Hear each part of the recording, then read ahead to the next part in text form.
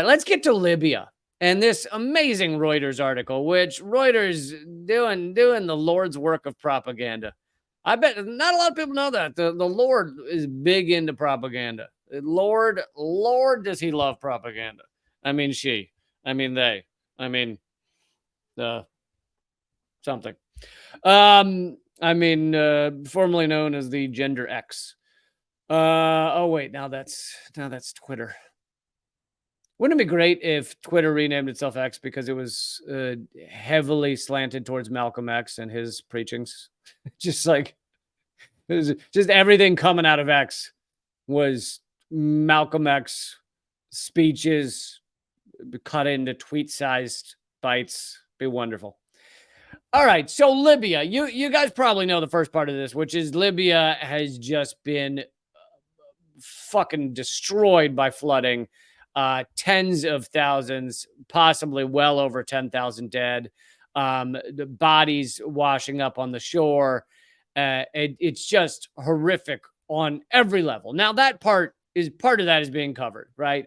Your mainstream media will tell you there has been horrible flooding in Libya. That part they'll tell you. And here's a Reuters article that says the floods, what caused them and why are they so bad? And because I know so many of you are so smart in this stuff, what things do you think this Reuters article does not say caused or had an impact on these floods and how atrocious they were? Two big things that Reuters leaves out of their analysis of these floods, what caused them and why they were so bad. Because you can have floods in some areas where people survive. So it's not, there's two questions. What causes the floods and what causes the floods to be so horrific in terms of the damage they do? And for example, as you'll recall, in Indonesia, over 200,000 people died or something from the tsunamis in Indonesia. Now, if those tsunamis had hit Los Angeles, you would have had a lot of people die, but it probably would have been in like the single digits of thousands. It probably would have been a few thousand as opposed to 200,000 because it's a completely different infrastructure. In Los Angeles, everything's built out of, brick and stone and cement and everything. In a lot of Indonesia, things were built out of wood and I mean, there were even thatched huts and things like that. So infrastructure plays a huge role in how many die from floods and natural disasters. But okay, the Libya floods. Here's what they say as to cause them. The catastrophic flood has killed thousands of people in eastern Libya, city of Derna, sweeping away entire neighborhoods, residents, and washing many bodies out to sea. Thousands of people are missing. The mayor there told a broadcaster there could be as many as 18 to 20,000 dead based on the number of districts hit. Throughout this entire article, there is no mention of climate change, climate crisis, or global warming. None whatsoever. They say there was a storm called Daniel that hit Libya. End of story. Nothing more to see here. Storm called Daniel. No climate crisis, no climate change, no global warming. Beyond that, there is zero mention of the U.S., France, NATO invasion that wrecked Libya, has caused gut-wrenching poverty throughout that country, has left it with completely destroyed infrastructure, competing warlords, open-air slavery, just horrific conditions compared to Libya was once back under Gaddafi. And this doesn't mean he was a perfect guy, but back under Gaddafi, Libya was the most advanced country in Africa, one of the most advanced. There was roughly zero poverty because everyone was guaranteed a certain living standard. They were people who got married were guaranteed housing and things like that. People who wanted to be farmers were guaranteed equipment and stuff like that. You could take out loans in Libya for 0% interest to facilitate starting businesses and stuff. All of this was under Gaddafi. The U.S. went in, raided the place, destroyed it. He's killed in the streets. And let's go a little further into why that is. Although, actually, well, we'll take a quick sidestep here for any of you out there who are still confused, even slightly confused about climate crisis, climate emergency, and everything else. And I get about an email every 3 days from someone who goes, Lee, you're so good at digging under this stuff and trying to figure it out. But why have you been misled on climate crisis? Why do you not understand that it's fake? I'm sorry, folks, but in everything, I listen to the facts, the scientists. I don't listen to mainstream media. I listen to amazing journalists that I have learned to trust over many years. But here is from this is Inside Climate News, but that's not who they're going to be quoting. A 2013 study found that some 97% of peer-reviewed research on climate change was in agreement. 97% of peer-reviewed, and obviously peer-reviewed matters a lot because peer-reviewed means you couldn't just be bought off. There are scientists who are absolutely bought off. There are scientists who would take $5,000 to sign anything you put in front of them that says climate change is a hoax. They don't care. Oil companies, doesn't matter. Those people exist. This is a fucked up world. Those people exist. So without peer-reviewed, you kind of got nothing.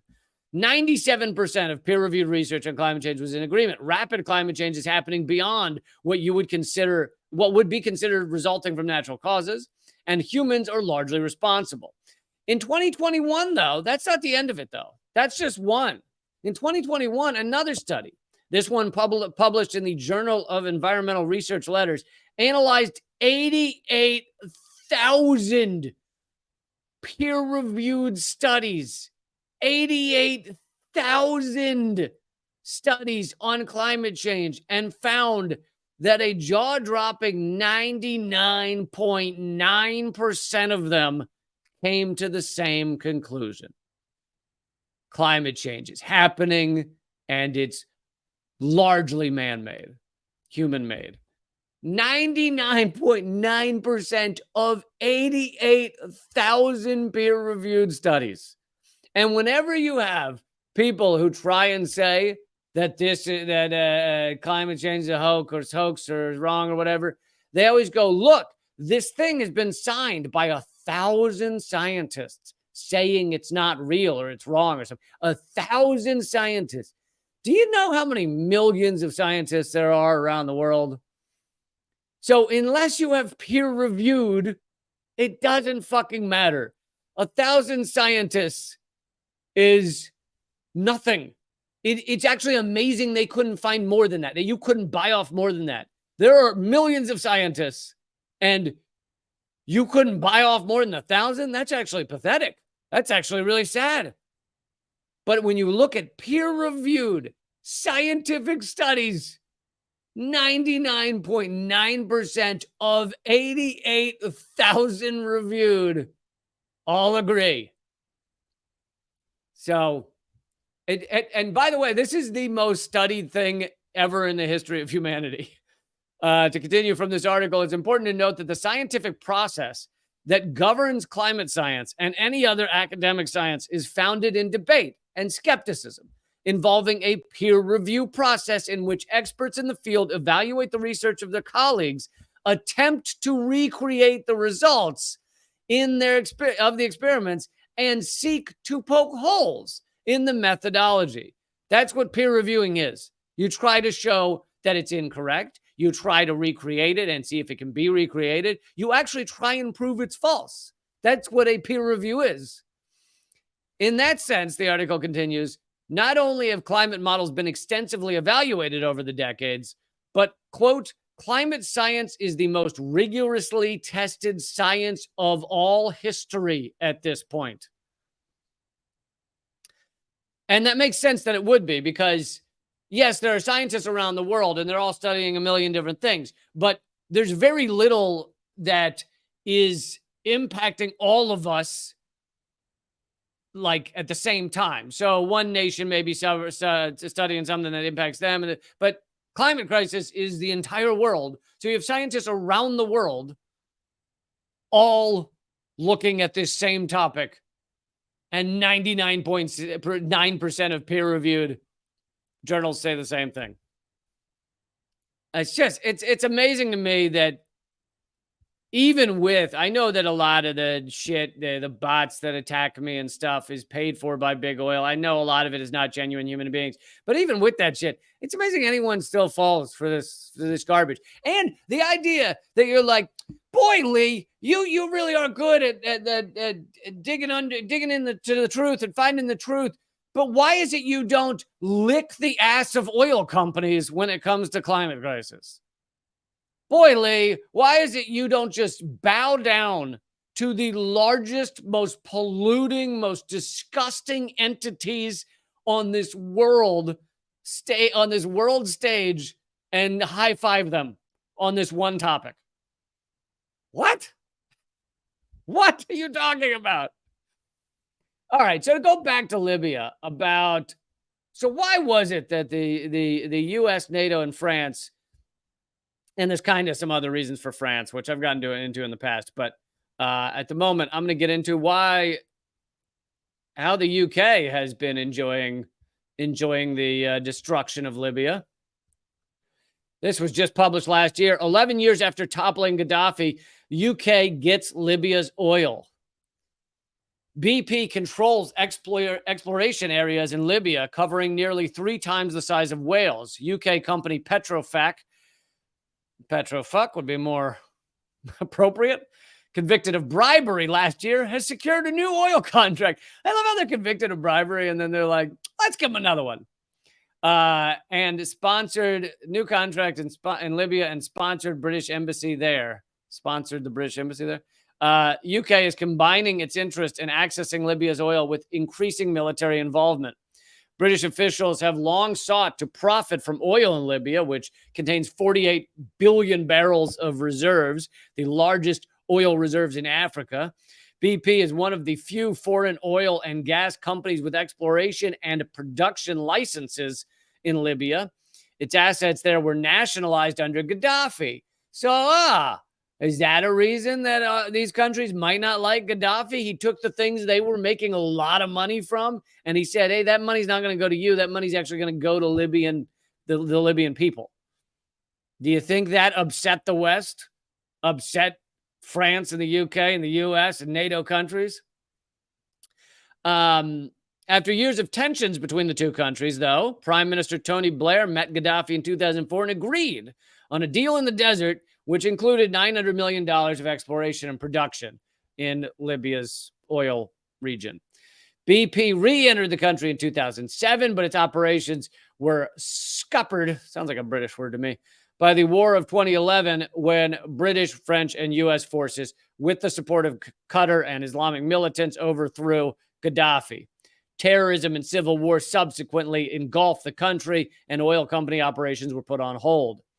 So you may ask the question, if Gaddafi ultimately did cave to doing a deal with the UK on some of this oil, why would Western states still invade? Well, first of all those other reasons I gave you earlier about Gaddafi making a socialist state, but Gaddafi was also behind their backs trying to get off the US dollar, trying to create an African currency called the gold dinar. And also he was getting outside of the U.S. banking controls. The moment that his government fell, like before he was even stabbed in the streets, like the second his government fell, they created a new central bank in Libya that was tied in to the SWIFT system, into the U.S. government. And as Knight Rider in the chat just reminded us, Hillary, when she was asked about it, said, ha, ha, ha. We came, we saw, he died, and talking about killing Gaddafi.